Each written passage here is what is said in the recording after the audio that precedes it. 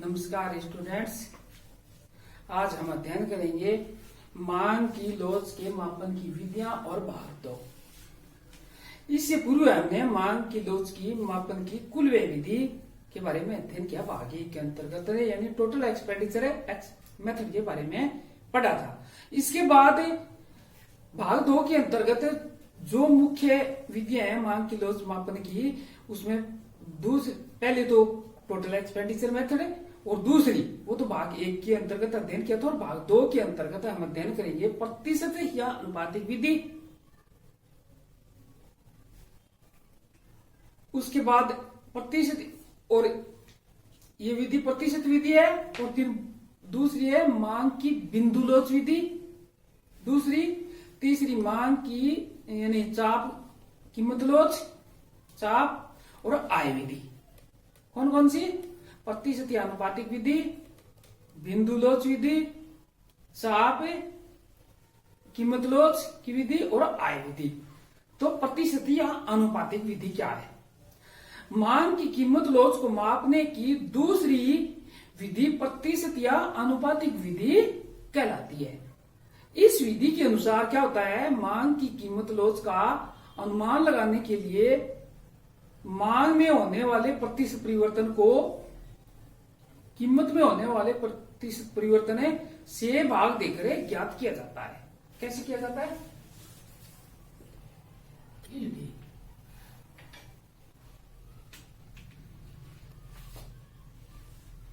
कीमत में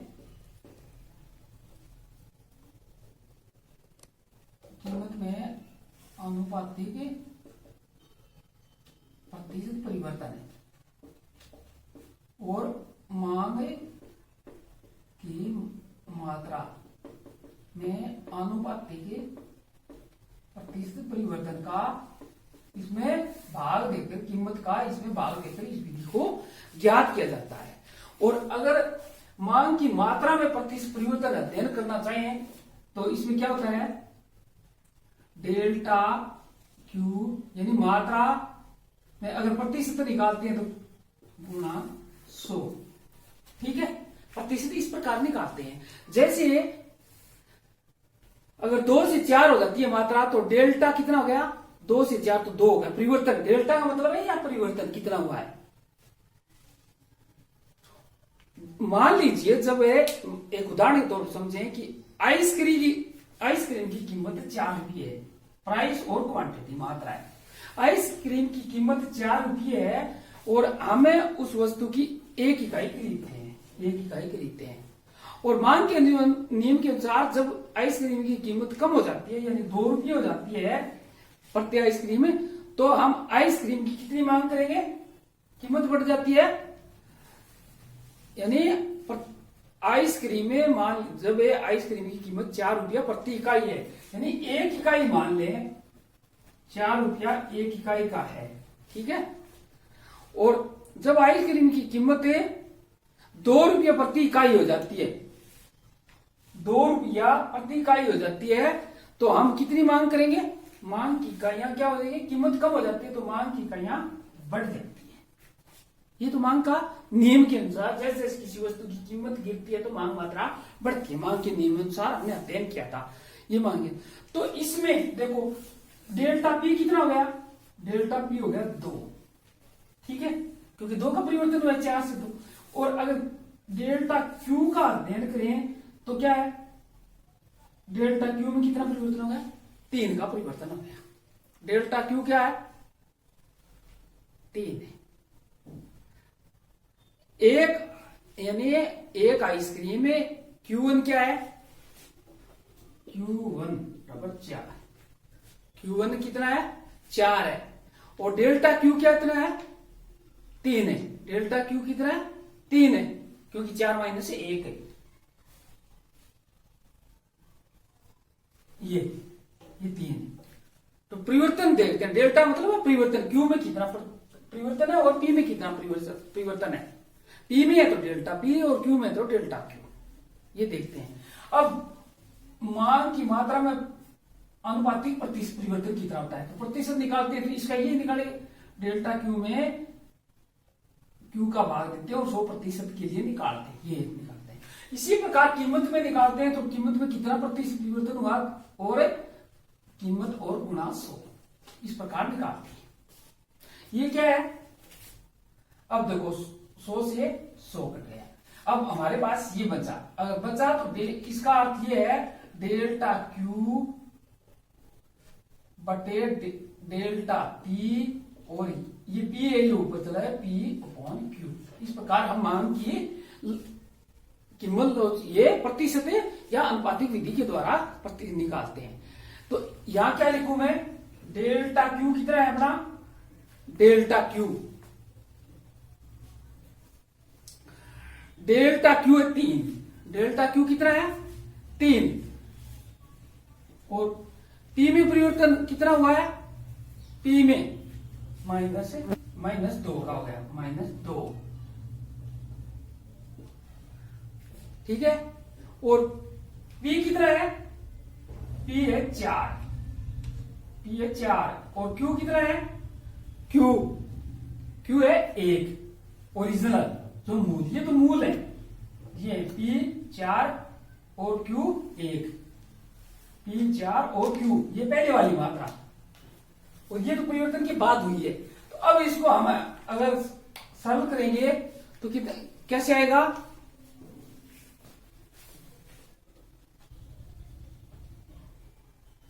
ये 4 की 12 गुणा ऊपर करते हैं और -12 और -2, ये कितने आ गए -6,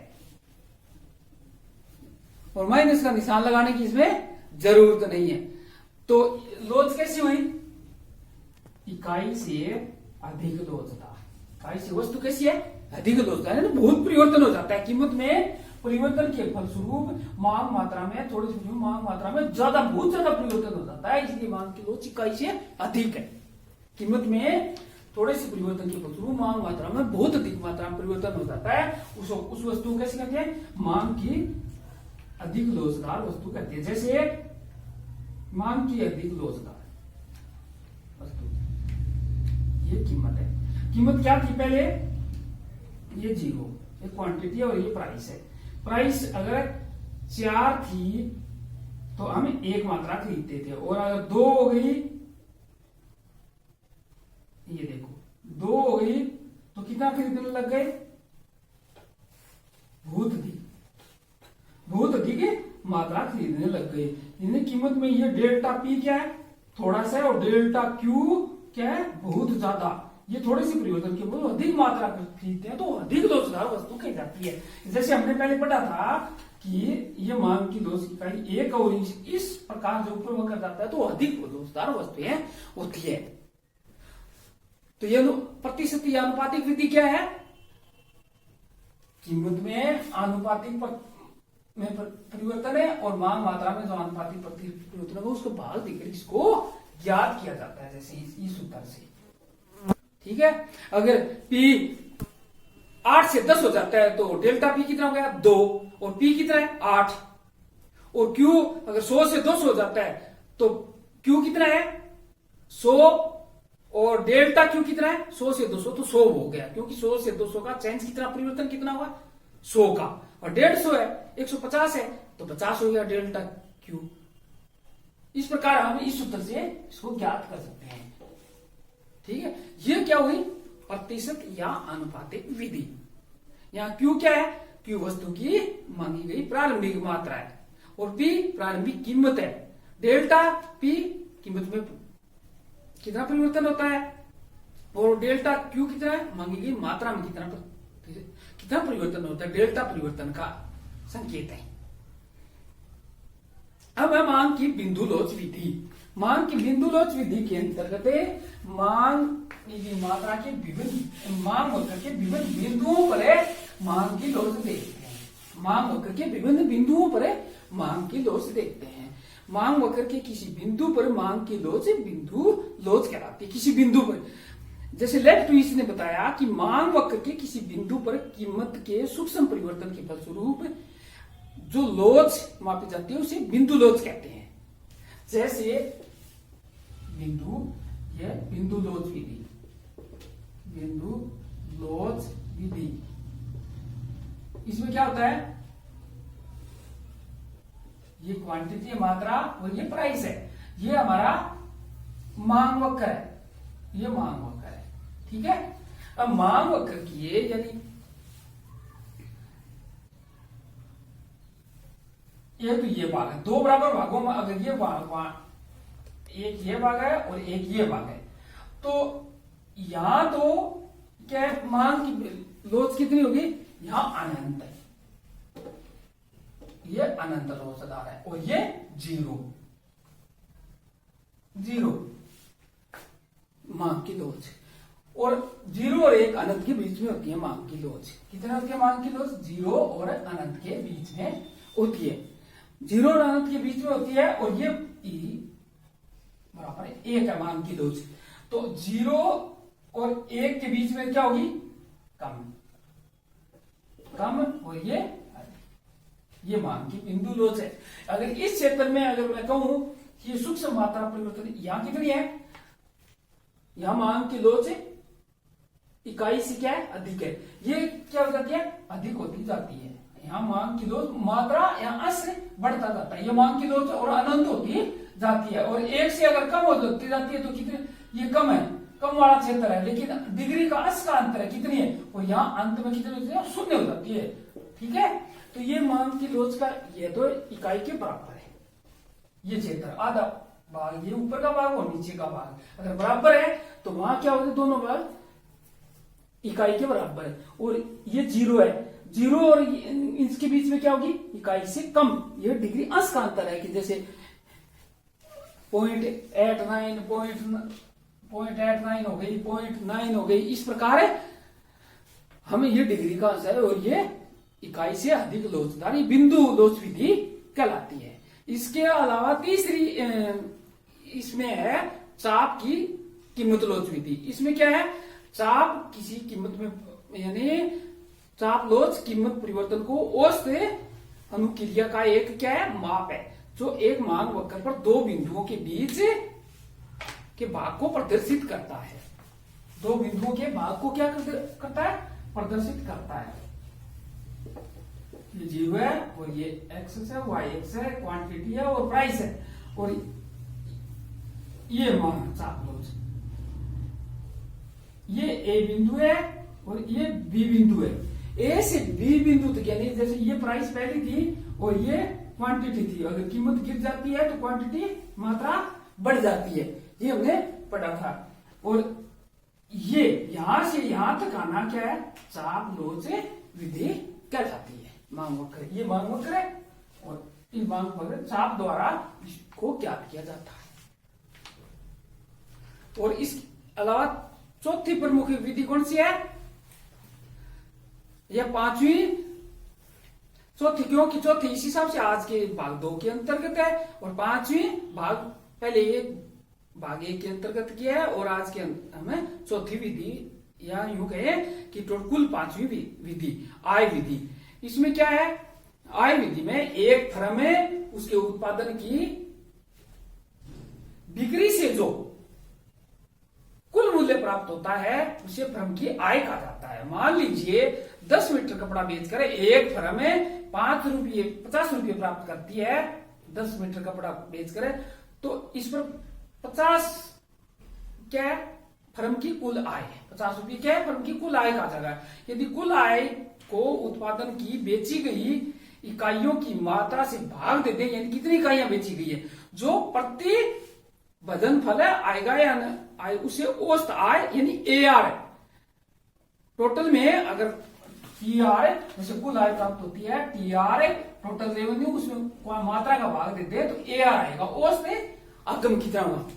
ठीक है, तो औसत आगम जैसे 50 कुल आय प्राप्त होती है, ठीक है, कितनी इकाइयां बेच के 10 मीटर कपड़ा, तो एक इकाई कितना होगा 5, AR कितना होगा 5 प्रति मीटर, औसत रेवेन्यू, औसत आय, और कीमत समान यानी समानार्थिक है, समानार्थक शब्द है, ये दोनों क्या है, ये किसी भी वस्तु की एक इकाई, एक अधिक इकाई बेचने से कुल आय में जो अंतर होता है उसे सीमांत आय कहते हैं, परिवर्तन कहते हैं। सीमांत किसी कहते हैं? मार्जिनल सीमांत।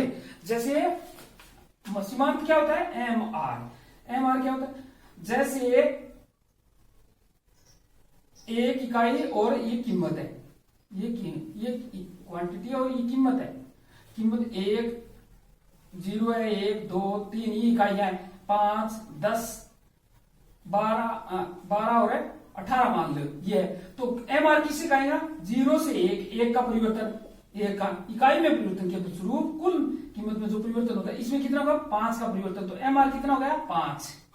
और इसमें एम आर 2, 10 से 12 2 हो गया। इसमें एम आर 12 से 18 का अंतर 6। तो प्रत्येक इकाई में जो अंतर होता है उसे एम आर ए कहा जाता है।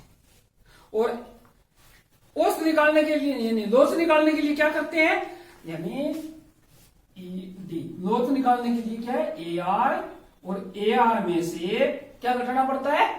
M R. ये घटाकर लॉस ज्ञात की जाती है। आय विधि हो गया। तो आज हमने किसका अध्ययन किया?